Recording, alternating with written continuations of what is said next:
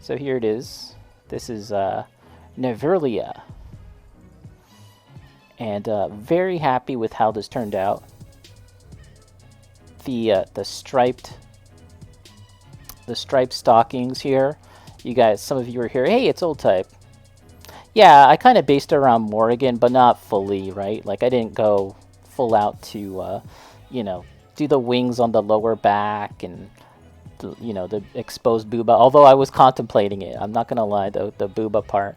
But yeah, the hair color and then the ear, the wings on the head, definitely inspired by Morrigan. But yeah, pretty happy with how this turned out, and we can talk about it a bit more because I took some photos yesterday, last night, and this morning, and we can take a look at the process. Very happy with it. The scythe is not glued in any way. The scratches on the blade, yeah. The scythe is not glued on or anything. My plan is to get some magnets. I'll get a magnet and put it like right here, and then I'll put the other magnet in her palm, which might look a little obvious, right? I'm not going to drill it. I'll just like glue it flush, glue it right on top. Because you'll never see it. It's always going to be in this pose, but it'll be easier to transport and it'll be a lot more secure. Because it does stand, like the stand that I made. And it's Carmi. How's it going, Carmi? So damn cute. Thank you so much, Carmi. Thank you so much, old type. Scratches on the blade. Yes, yes. So here we have some of the base work for this model. The base is something that I wanted to focus on early on. Let me know, guys, if you're actually seeing the pictures, by the way. I'm not 100% sure. And the base is something that I wanted to ensure that was stable, as we were just talking about. It was going to have to support this very kind of unique pose that I had in mind. But I also, if you guys know by now, you've been following, I like to make bases and scenic kind of little mini dioramas, blah, blah, blah. You see the leaves. Thank you very much, everyone. And so this was a part of it. I have some stamps. I bought some, or hole punchers, designed crafting ones. This was actually from the Dollarama. Most of these are the Dollarama ones, but I do have smaller ones you can see kind of scattered out that are smaller. I used construction paper, and then that was a little too bright, so then I kind of, a red leaf. Ah, you know what? I should do that. Put a little red leaf on there. I added a bit of like a wash, very light brown, black wash to tint the paper so that it's just not that bright, singular kind of color. But I chose these because they are kind of related to the fall colors, the spooky colors, and the colors that I had used for the rest of the model. And that's on a kind of like a baking sheet so that they would easily peel off. And here's a look at the leg. The leg I had... some of you were here for this. I had a bit of an issue properly lining up the masking areas and making sure that the negative and positive masked off areas were correct. I had initially masked off the wrong area and did an entire leg, and then when I did that whole leg, this is all on stream, I realized it was wrong, and then I was like, well, I'm just gonna end stream now, guys. See you later. I was like, I fucked up. Alright, guys, catch you later. But yeah, it turned out pretty nicely as far as... I did crumple them a little bit, Arch. Not too much. I could probably crumple them up a little more. After. You'll see in the final pictures they're more crumpled up. But yeah, the masking... And so the orange is actually hand-painted, and then the purple is spray painted.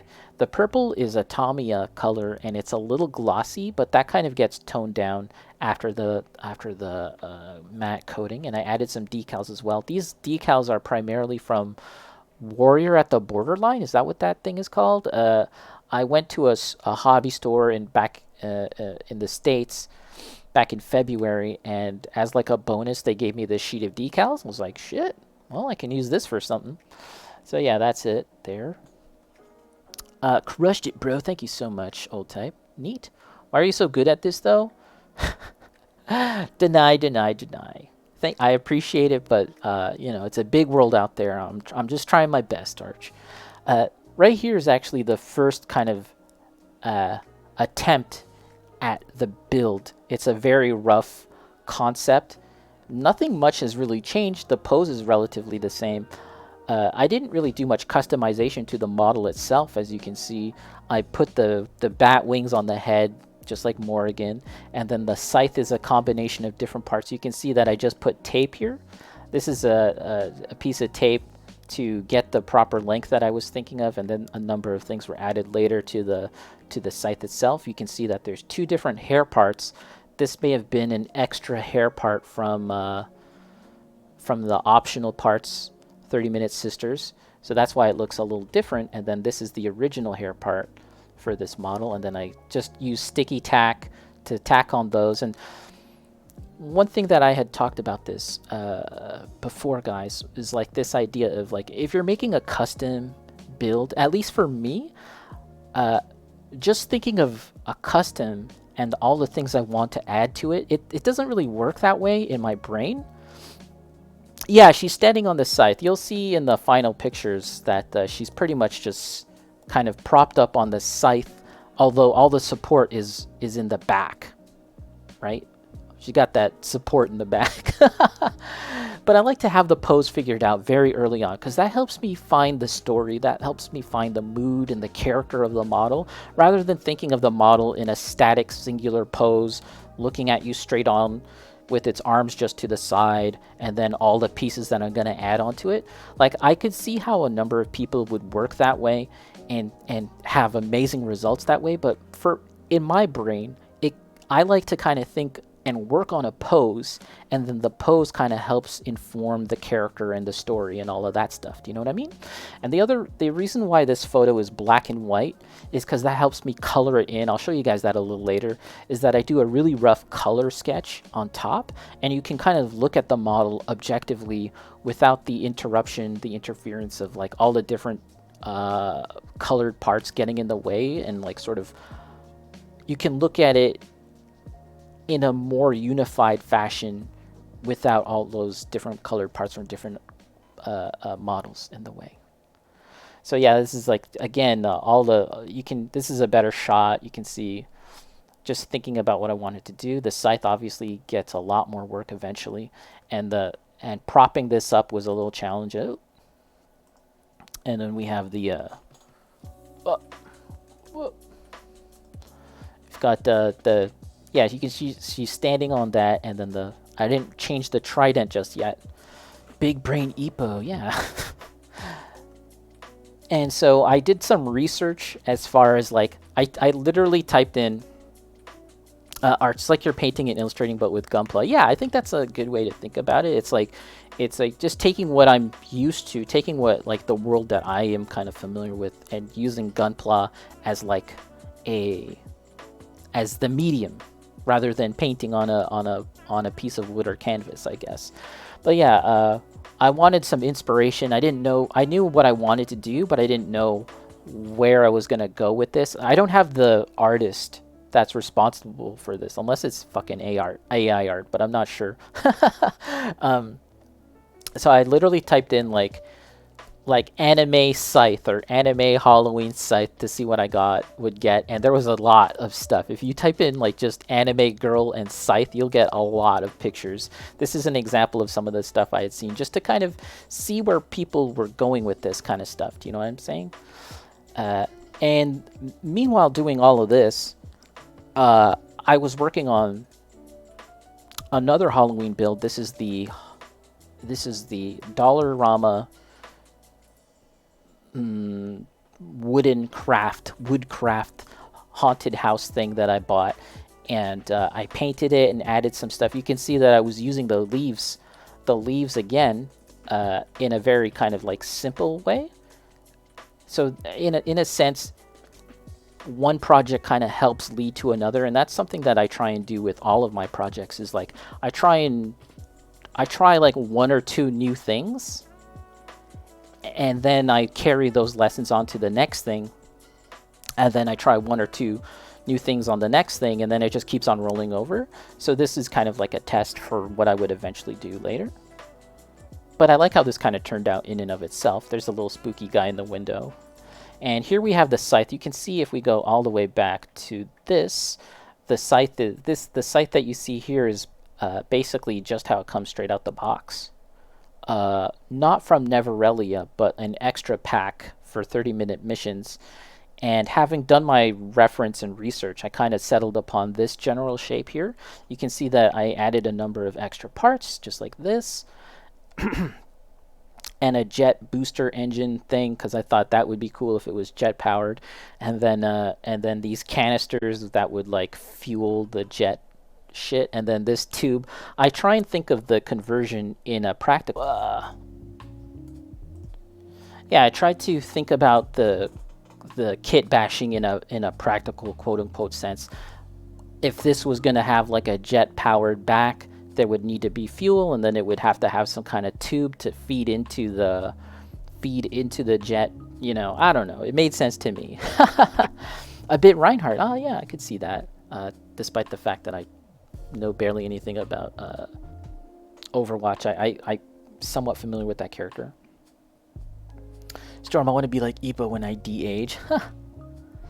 Arch, I want to be like Epo. Back when I first started painting, I would color the illustrations in the manual. Yeah, see, that's a great idea. Just gnarly. I honestly figured the scythe was stock and not a kit bash. Yeah, that's the other thing too.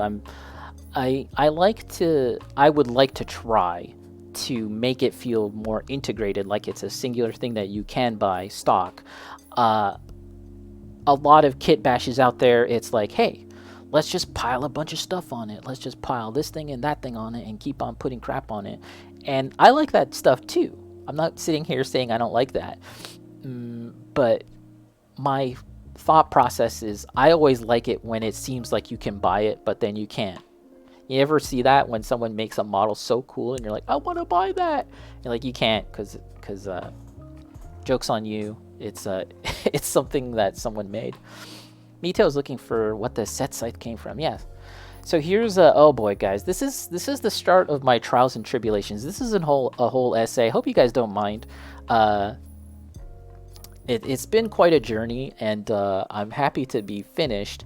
I'm not going to say it was more or less challenging than other builds, but it did have its own peculiarities during this process, and then all this stuff was happening IRL too on top of it. But I started to make the base. As I said, the base was very important because it was going to support the entire model with this very unique pose. As you can see, she's not on the ground, right? And I was trying to figure out, how are we going to do this? Are we going to have this pole be actually the scythe like glued to the base, and then she could stand on it? Am I going to glue everything together? That would be very secure if I did that. But I settled upon just using that like kind of arm connecting to the back there, and then gluing that to the base. But the issue is, old type learning the story, yeah. Just gnarly. The other day, okay, just saw a Dom custom that made, like it came from, oh really, that's cool, from Machining Krieger. Yeah, too many models like that for me, Storm. Yeah. I mean, I like that too, but I also like it when it looks really integrated as well. So I'm making this base. These extra parts are from 30-minute missions as well. Some pretty, like an old high-grade gym or something like that. Some of these things. I thought they would look really good as tombstones. But, man, for some reason, I thought it would be a good idea to build up the base and build up some height to the base rather than having it just straight up flat. And using this styrofoam. Using styrofoam, regular-ass styrofoam, instead of cork. I normally use cork, but I thought, let's try this, right? And then I smeared a bunch of sand and glue on top of it and clay. Yeah, right here, I smeared a bunch of sand and glue all on top of it. And I thought that would be a good enough sort of coverage, because the problem is, if you spray paint styrofoam, is it the aerosols? Something in it breaks down the styrofoam. Something in the spray paint basically breaks down styrofoam, basically melts it, turns it into smush. But this coverage in my in my arrogance, in my hubris, uh, flew too close to the sun. I thought this was a good enough coverage, despite the fact that there's all these little bitties poking out, right? And when it came to spraying it, here you can see another close-up shot. And I'm not too fussed about having some of this sand texture, uh, you know, get clumped up on the tombstone parts. That's totally fine because that's just adding texture, right? I sprayed this down and it melted. It freaking melted all the styrofoam, because the clay itself is air drying clay, which means that if you wet it, it kind of reactivates. It's effectively mud. I bought a brick of mud and I covered this styrofoam in it, so it's like a double no-no, right? Spraying it all down, a lot of it just melted and broke down. And I tried my best to recover and cover it up, as you can see here, and then I would add more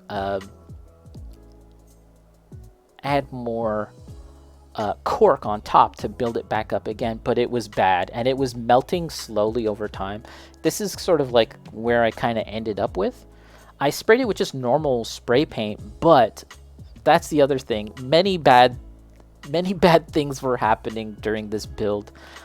It was a little stressful, and I was starting to think that maybe I was cursed or the build was cursed. Everything turned out fine in the end, but I used normal spray paint, quote unquote normal spray paint. It was incredibly old ass normal spray paint. It was so old that all the air pressure in the can was gone. And so when it came to actually spraying it out, it actually just leaked out the nozzle and down the bottle, the can, and then just drizzled all over the diorama base like it was extra virgin olive oil. I was basically basting my freaking model with black old paint, and then that even though there was no air pressure, I thought that would actually be good because then it wouldn't melt the model.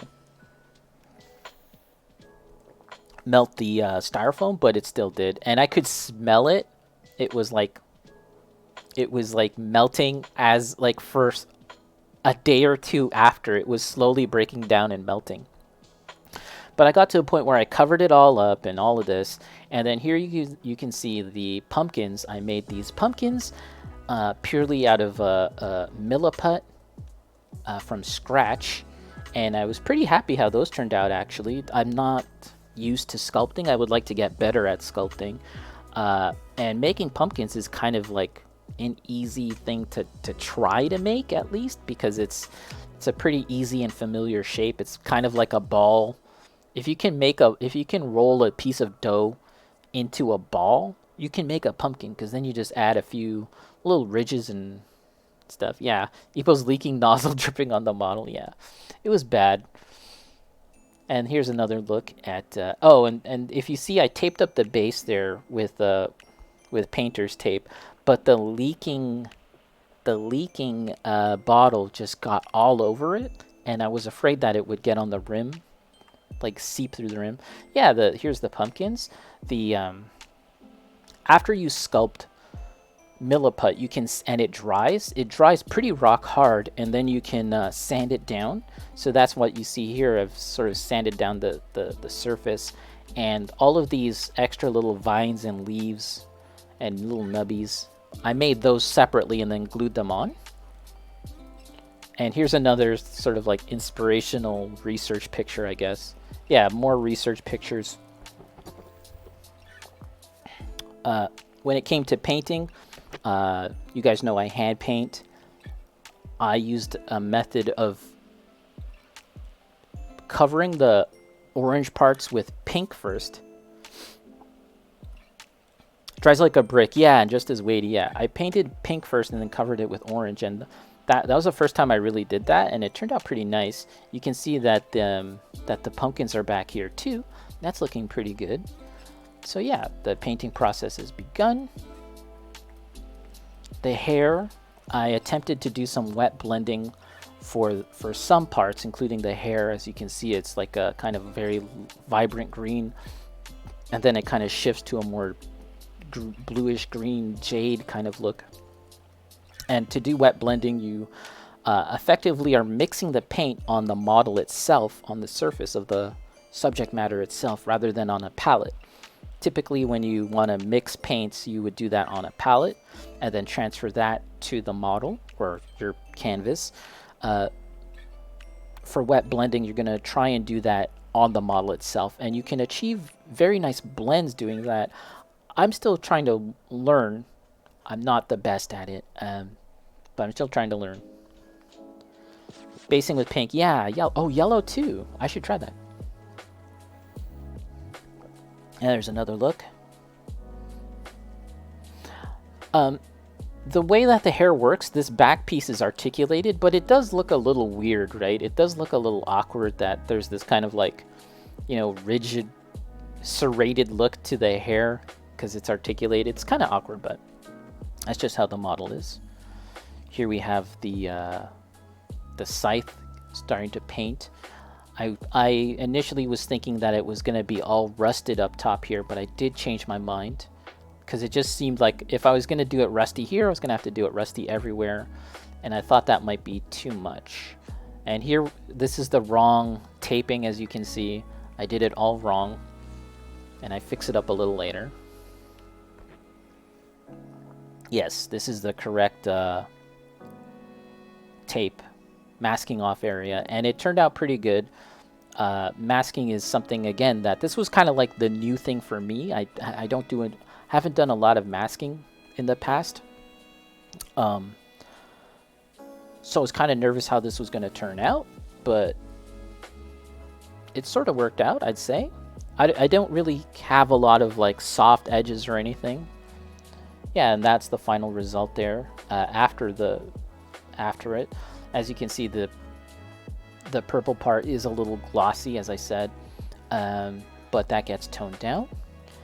And honestly, at this point, I could probably stop. I was thinking we could just stop here, but I always like to do a little bit of weathering, a little bit of chipping, and I felt like it was okay to do that for a Halloween-themed Mecha Musume build, you know what I mean? Like, if I was going to do that anywhere, it'd be the most appropriate here. Here's an example of the... This is not the finished product, but I was adding some scratches. I like... Some of it is... I feel like I could have varied it a bit more, but I mean, generally, it's pretty okay. You know, just kind of like making it up as I go along. I was also thinking about doing this in gloss as a point of contrast, but then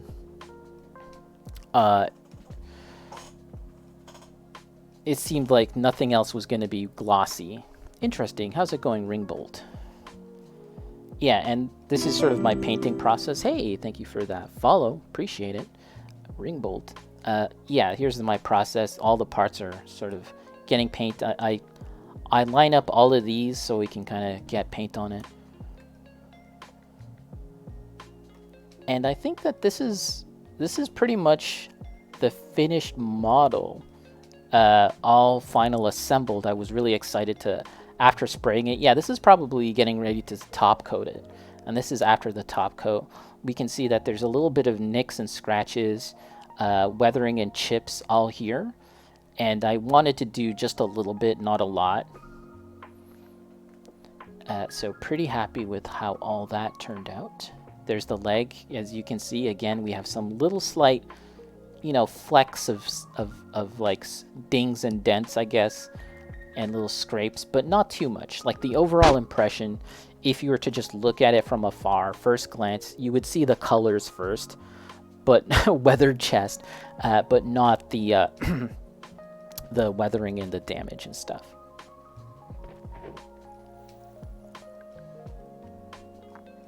Yeah, so I think from now on, many of the photos are going to be a lot of photography, like finished product photos, and I'm not the best at taking photos. I'm trying to learn, trying to get better. I tried a couple of different setups, but ultimately I liked the photos that I took just in the daylight. This morning I went outside on my balcony. It's fucking cold. It's the first snowfall here in my area of Ontario. So I'm out in the cold, it's snowing, and I'm taking these pictures. Not this one in particular.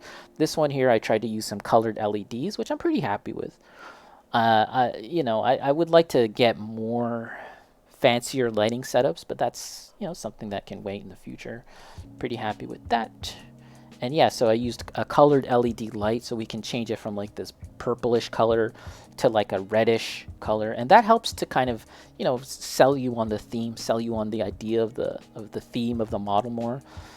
You can see here actually, I actually put in some like a jewel, like some like bejeweler, bedazzler things that you can get at the craft store. Right there, just to fill it in. Those aren't actually glued, they're just kind of placed in there because it's just like those holes, little unsightly holes. If I had better planning, maybe I could have covered it up better with something, but yeah, pretty happy, bro. Old type. This is a really good shot. It's a shot of the chest, and I'm like, this is a really good shot. How's it going, 16? You can see that there's like the bejewel bedazzler thing. There's some small little details added in with decals. I'm trying to learn. Dollarama, you got me. Arch. I didn't want to say it. But yeah, I'm learning how to get good with custom freestyling the decals. Obviously when you buy a kit and you get like the related water slide decal kit, third party or otherwise, you follow a set of instructions. However, if you're doing like a custom set, you're left to your own devices as to what to use and where to put it. And with my first build on Halloween last year, I struggled with that. Actually, I had basically finished the model and I was like, okay, time to put some decals, and then I put a bunch of kind of big decals thinking it was a good idea, and now I'm starting to realize that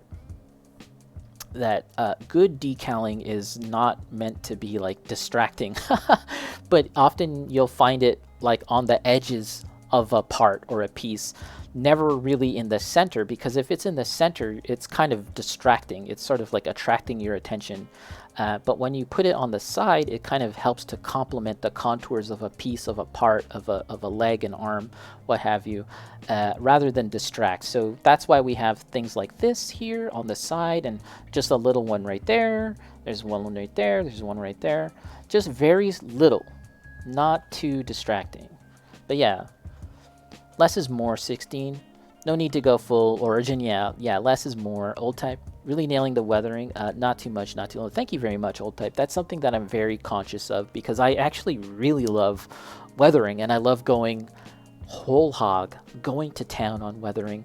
The Laputa model is a great example. It's basically a crusty piece of rock that I was referencing, right? Like the Jizo statues in Japan, as well as Machining Krieger is a great example of super, super weathered stuff. So yeah, I love to weather, but when it comes to something like Mecha Musume or even Gunplas, depending on the subject matter, of course, and the themes, less is more, and I'm trying to not go too heavy on it. That being said, I could probably have scaled it back a little more, or who knows? I don't know, but I'm kind of happy with how it is. So here's the little secret sauce juice that some of you guys I never talked about until now, is that this piece is meant to complement last year's piece. So what you're seeing in the background is last year's Halloween build, and everything from the colors to the pose is meant to kind of complement each other. So she's kind of like sweeping in kind of like an angle towards the left, and then we have the wizard sweeping to an angle to the right. And when I did that, I set that up this morning for the first time, and I was like, oh my god, this worked out way better than I would have thought. How's it going, Jose? Nice to see you here. Happy to see you here. 16 if you're happy, that's what matters. Yes, yes, don't George Lucas. Yeah, yeah, George Lucas the work. Just gnarly, I really do like the origin over decaled look, depending on the themes, as you said. Yeah, yeah, yeah. Mm-hmm. How's it going, Jose? Yeah, so what's gonna happen next year, guys? I'll keep that close to my chest for now, but you can expect another Halloween build if everything goes to plan. And we're going to use the same colors. So if you look here, the witch that I had made last year still has colors from this model, but we've kind of shifted the focus. So there's only a little bit of orange for the witch. Now there's much more orange on the succubus. I don't know what this is, the demon girl. And we have like a lighter shift in purple. We have the light green. We have the neon green here. Accents, but now the green is like a bit more prominent here, and so we're gonna relate these colors once again, and we're gonna think about this composition again next year. So I think that was really fun, and it kind of worked out really well. Jose, good to be home. Yeah, awesome. I'm glad that you're back and everything went well. Very fun. Arch, brilliant planning and composition. Scythe is a Grim Reaper. Yeah, but I don't really know. I didn't really think too hard about it. She's like a demon Grim Reaper, I guess. I don't know. So yeah, I'm actually super happy how this turned out. I'm like, yeah. And yeah, these shots I took outside.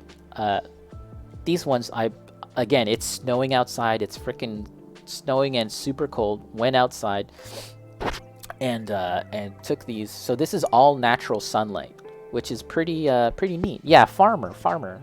And she's got the pumpkins, right?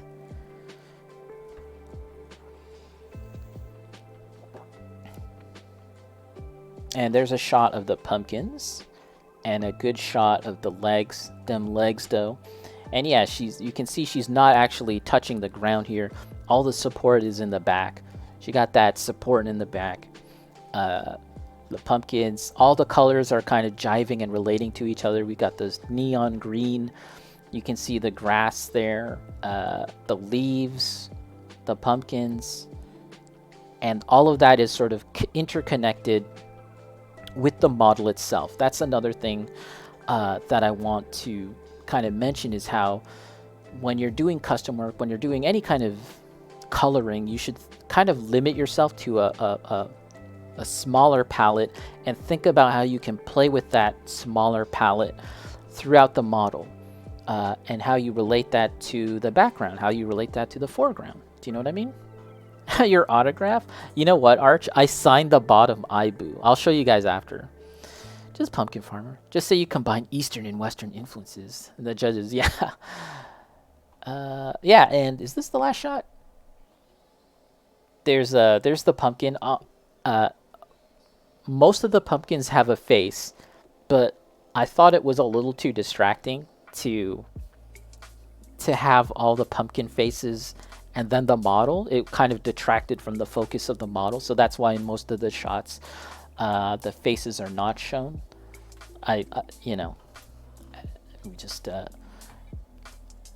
But it is kind of like a fun little thing to have. I boo. And I think this is the last shot. This is the color sketch that I did. I mentioned earlier that I took a picture in black and white, and then I colored it. And this is kind of the extent of what I would do to kind of plan it out. And then you can see how in the final model, this is what we achieved. And we kind of stuck pretty close to the color sketch, more or less. I was thinking about painting the booba flesh tone. That's the big difference. I chose not to. And her hands would be flesh tone, which I didn't go for. But yeah, that is just about it. And I'm pretty happy with how this project turned out.